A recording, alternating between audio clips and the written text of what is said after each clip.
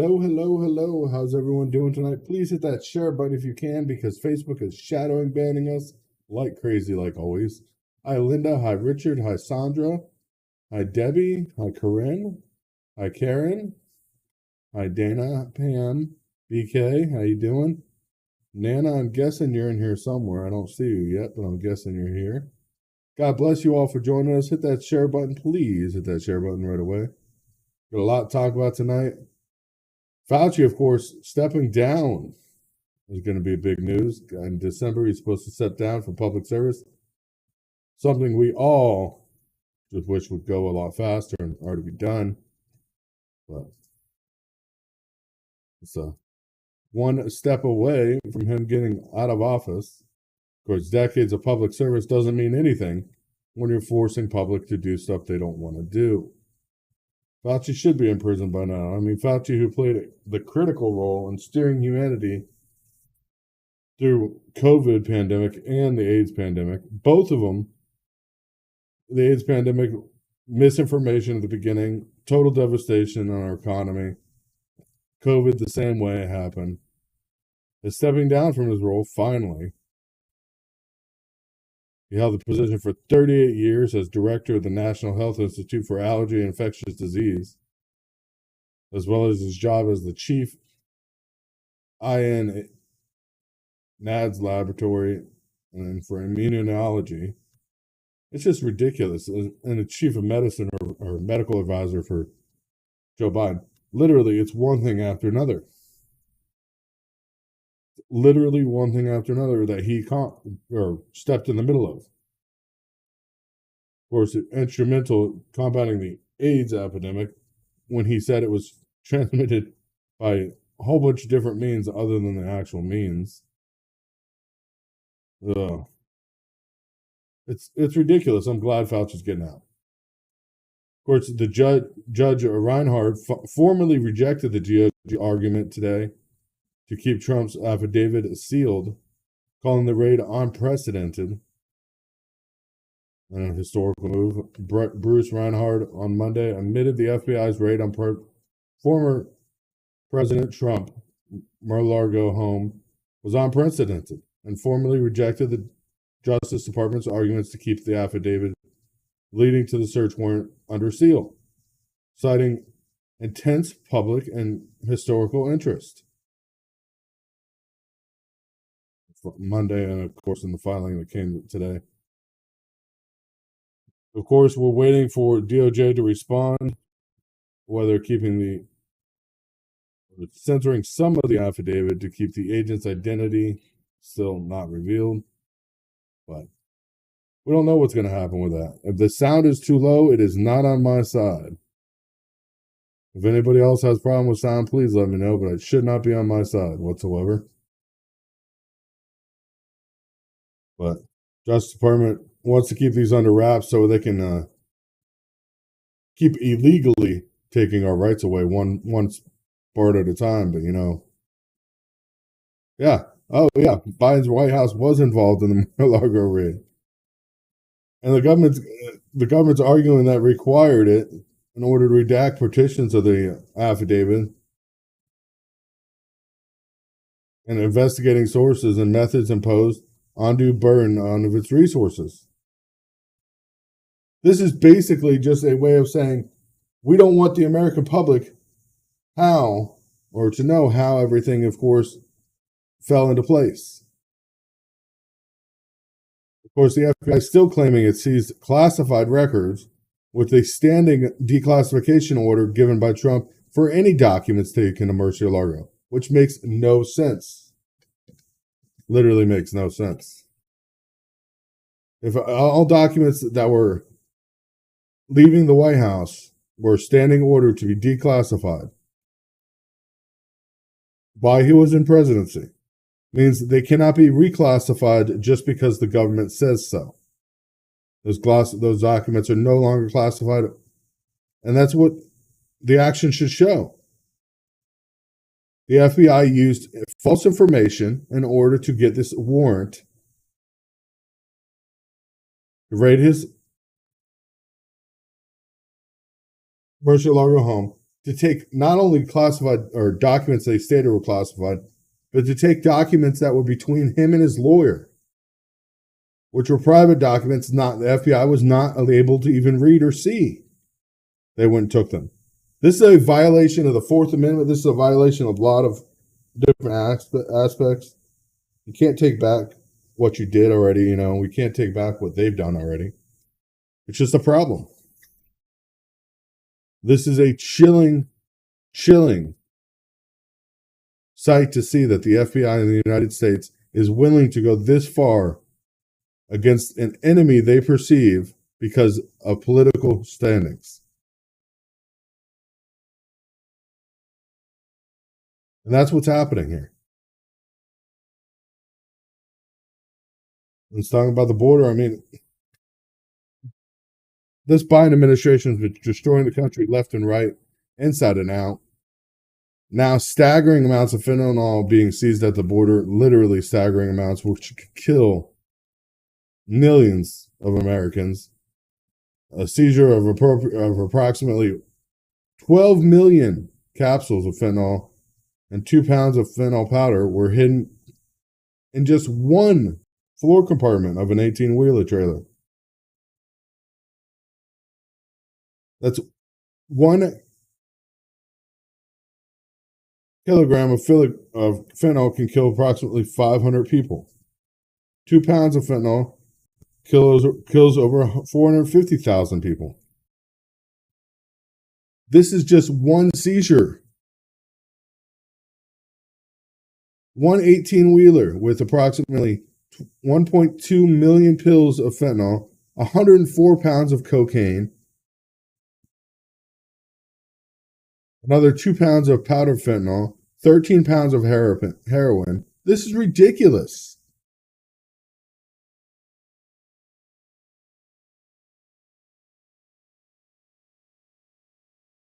In one 18-wheeler. This is ridiculous because it's the most highly potent substance in narcotics that's largely responsible for nearly 108,000 overdoses since in just 2021. And I'm sorry to say, my ex-wife was one of those 108,000.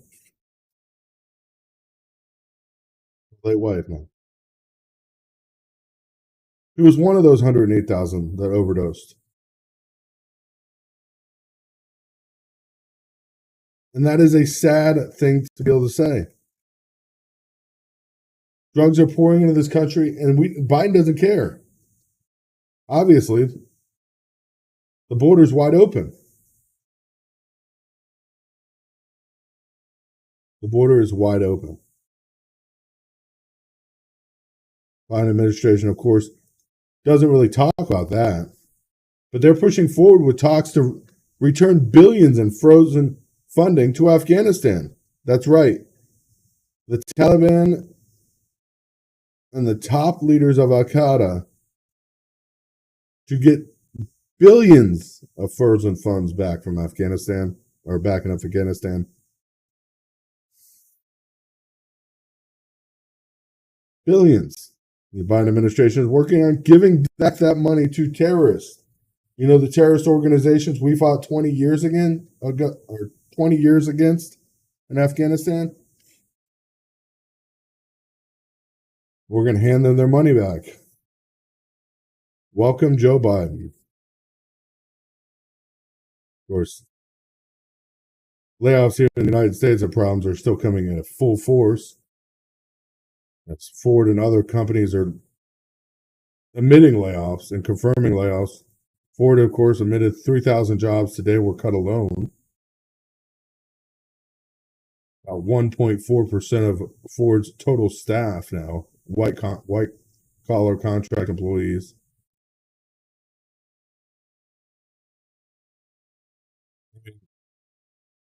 And it makes no sense for them to even try to go for a long range electric vehicle right now because batteries aren't even available.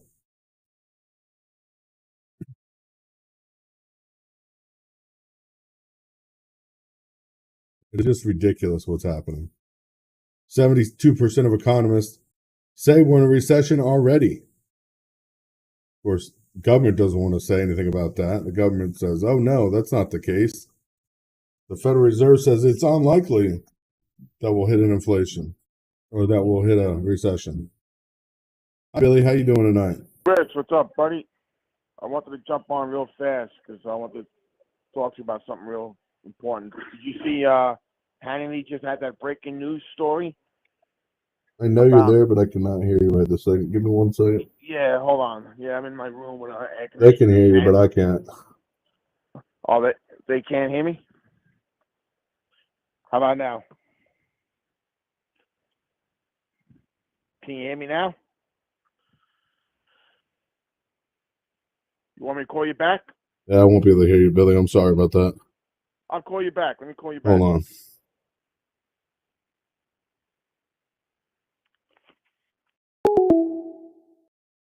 Try again. Hung up. Sorry about that. I can't hear you. It's my earpiece that's not working. It's my earpiece. They can hear you. I can't. Oh, My you can't earpiece hear me is right now? stuck in my ear, the other piece of it. Oh, jeez. All I right, can't get Chris. it out right this second. All right, I'll go back to the If show you and give me a maybe minute, I'll I'll call get it you out back. and fix it. Oh, okay. I'll be right back, you guys. Billy, keep him entertained for a minute.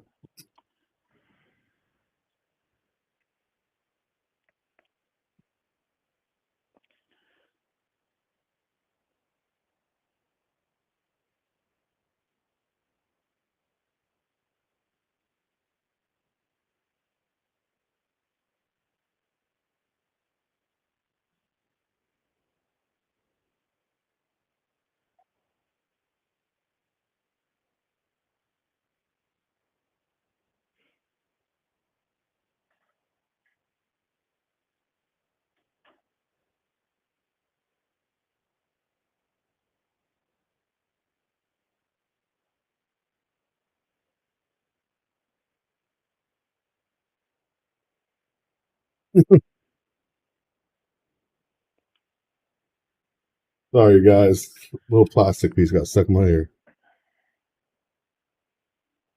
Are you Oh, it's there? not working. Yeah, I'm here, Chris. It's not working. Uh, yeah, I can hear you now. I got this little tiny plastic piece stuck in my ear. Oh, okay.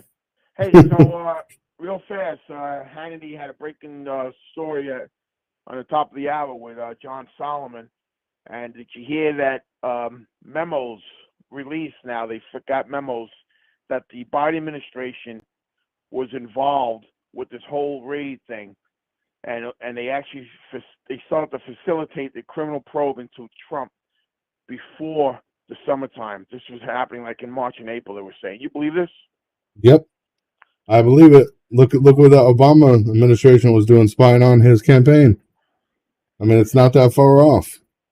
So then when the Biden administration, the spokeslady and Joe Biden himself both lied to America last week. They said they had no idea the raid was going to happen. This and that, just liars. Yeah. Well, it's the thing, and I'm gonna say something. Whoever's on YouTube talking, they're just idiotic. But the Trump family has literally been investigated every single time they try to do anything, and it's for political gain at this point. They're being Yeah. investigated so the Democrats can say, "Oh, well, it's their fault." And It's they were saying that it's possible that the FBI actually lied to the magistrate on the search warrant. yeah, they So did. That's another thing. Is that's the reason they don't want it coming forward is because if they show what the actual information is on this, the judge right now is actually thinking about releasing the whole thing, unsealing it without redactions. yeah. So So if that happens this week, this could really blow the lid off of things because supposedly now even the witness, the judge doesn't know how the witness could have witnessed this.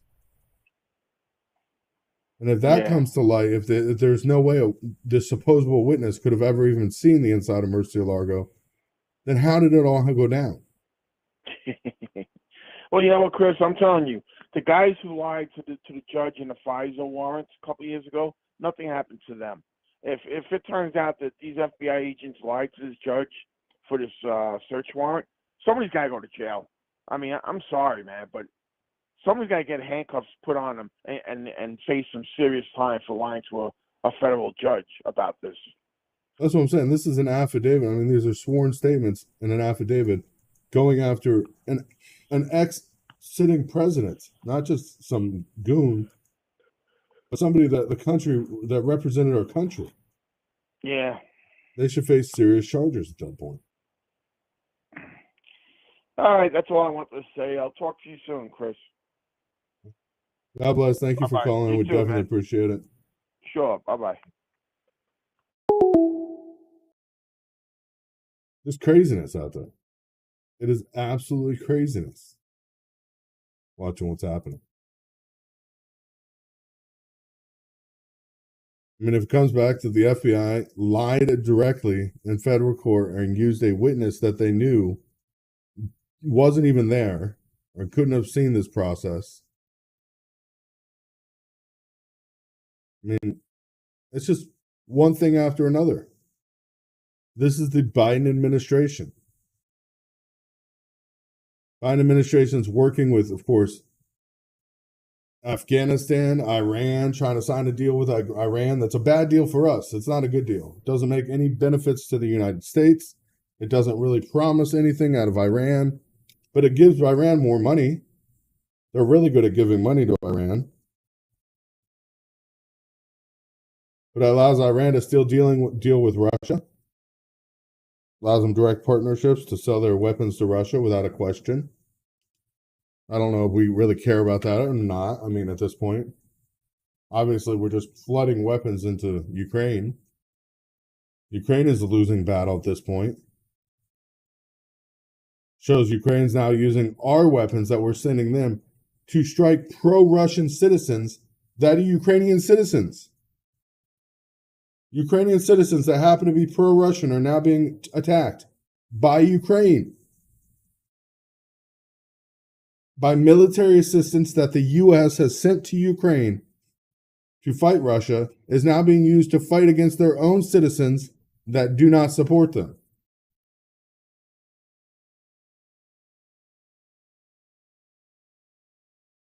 How do people even not understand that this is logistically, it's just so far-fetched?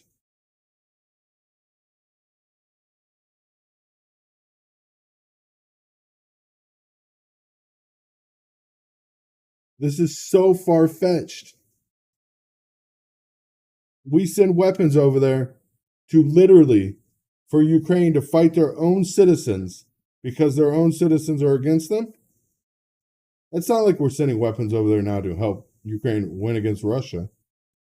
There's hardly a chance that'll even happen. Russia needs or U.S. needs to open their eyes. Now it's not just Russia. China has sent soldiers to Russia. 100,000 soldiers from North Korea are now in Russia, all ready to jump in.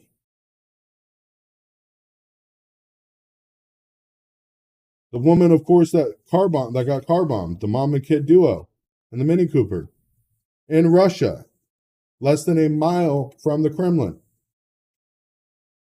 was Putin's best or closest ally's daughter.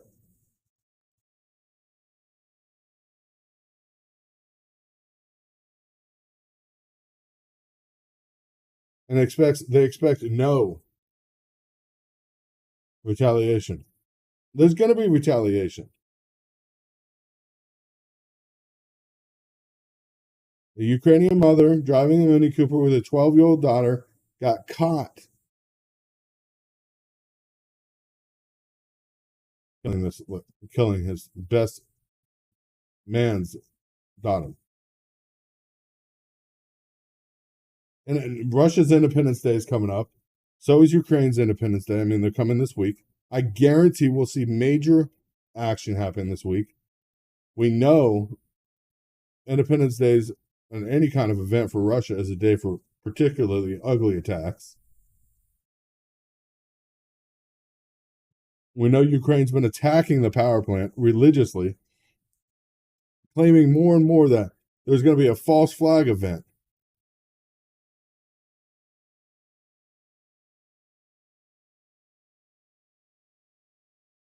I listen. I heard all Tom McDonald songs.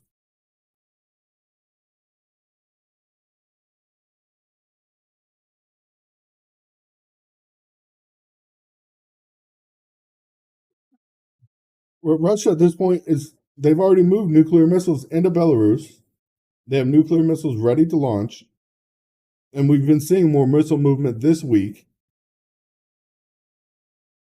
I have a feeling that this week we will see major strikes.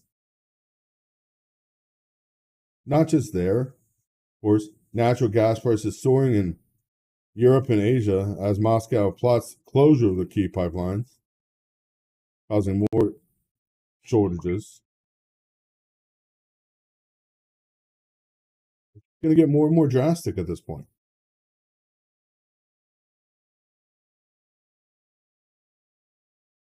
Yeah, well, the nuclear power plant that's in Ukraine right now has been bombarded by Ukrainians because Russia has occupied it. Mainstream media won't cover it because it shows Ukraine attacking its own infrastructure, just like Ukraine using missiles on its own people that we have given them. Sick state of matter right now. Of course, China's flexing even more muscle, targeting more goods that are supposed to go to Taiwan, stopping them from getting it.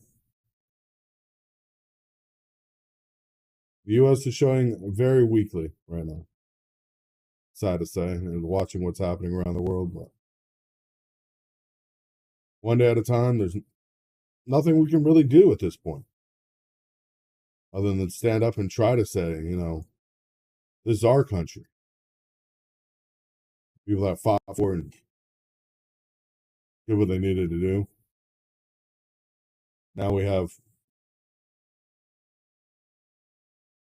literally, if our country were to get attacked, I don't know who would be defending it because we have extreme leftists and they can't stand to fight anymore. The world has gone mad at this point. Just watching what's happening. The Biden administration can't keep themselves under wraps. Trying to use any information, of course, against any conservative. Making new gun laws that are unfounded and unconstitutional every chance they get.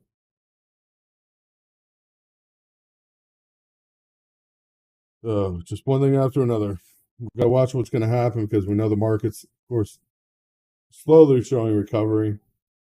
Recession's definitely on the way. And I have a feeling we will have to fight at some point to keep our rights and keep our dignity. China just sent Russia another $35 billion. So Russia's not short on cash. This isn't going to be over anytime soon. We got to watch and see what NATO's going to do next. Hopefully Article 5 does not come into play, but I see as I